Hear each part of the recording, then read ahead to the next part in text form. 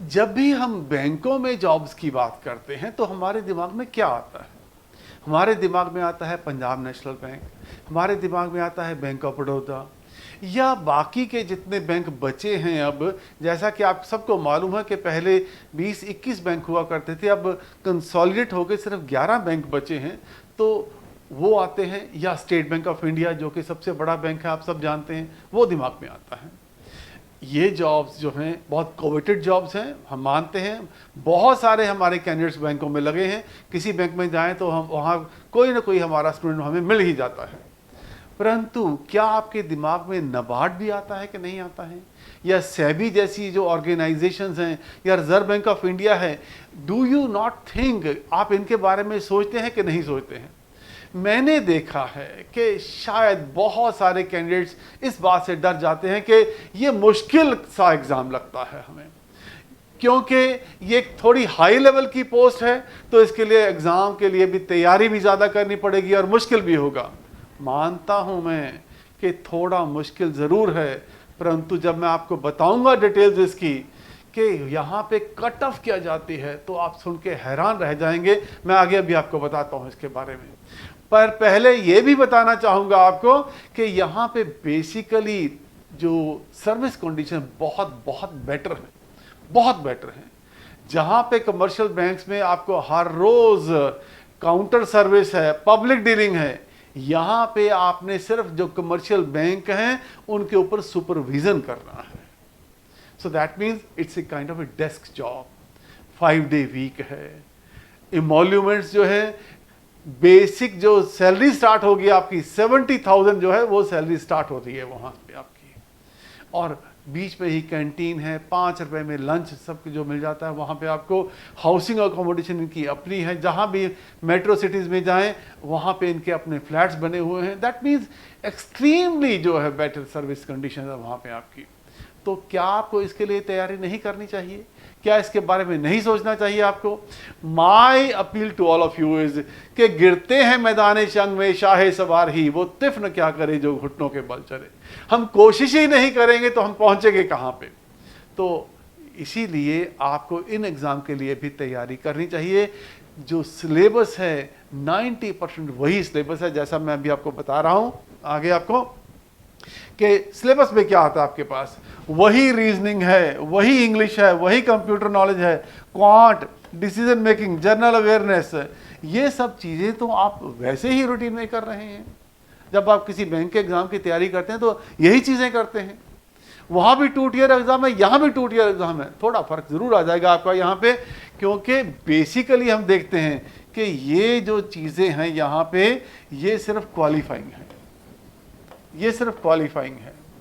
और ख़ास तौर से वो कहूँगा मैं कि वो कैंडिडेट जिन्हें क्वांट से डर लगता है कहीं ना कहीं, ठीक है, तो उनके लिए तो बहुत ही बेनिफिशियल हो जाएगा कि कट ऑफ इन एग्ज़ाम्स में आप देखते हैं कि जैसे ये 20-30 के नंबर हैं, 2-2 नंबर की कट ऑफ जाती है यहाँ पे, 2-2 नंबर की कट ऑफ जाती है, ठीक है।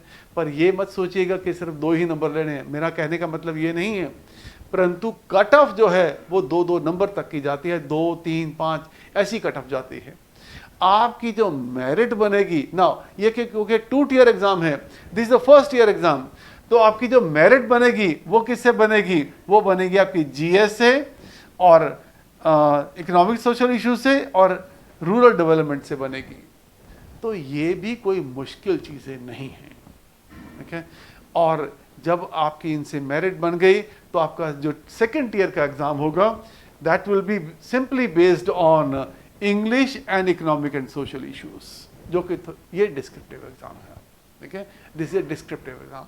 तो आपको अपने आप के ऊपर विश्वास होना चाहिए that I can do it and you can do it also.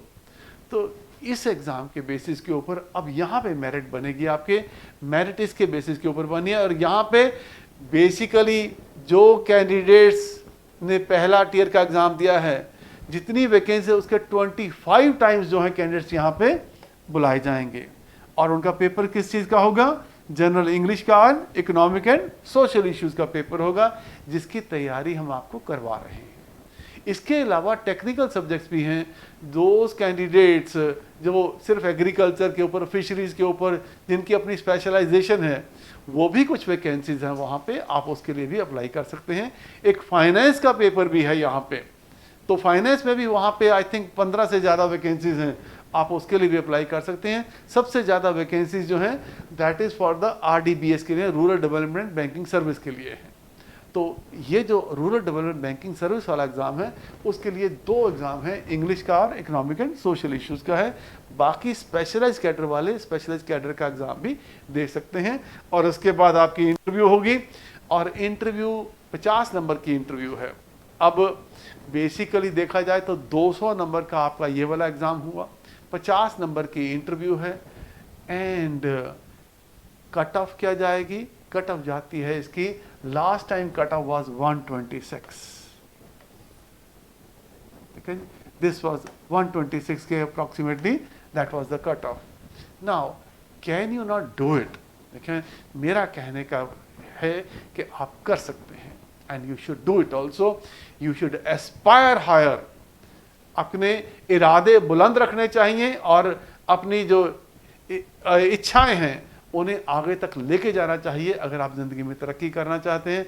और मुझे पूरी उम्मीद है कि हमारे यहाँ पे सफिशिएंट नंबर ऑफ लोग हैं जो कि जिनके इरादे भी बहुत बड़े हैं और जिनकी तैयारी भी जो है, अपने आप के ऊपर विश्वास भी बहुत अच्छा है, they will be doing it और इस एग्ज़ाम के लिए अप्लाई करेंगे।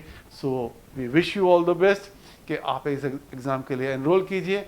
इन केस यू वांट एडमिशन तो you can call on these numbers, जो कि नंबर आपको दिए हुए हैं यहाँ पे। और इसके लिए लाइव बैचेस भी है और ऑफलाइन बैचेस वो हम शुरू करने जा रहे हैं। So once again wishing you all the best and wishing you a good career. Thank you.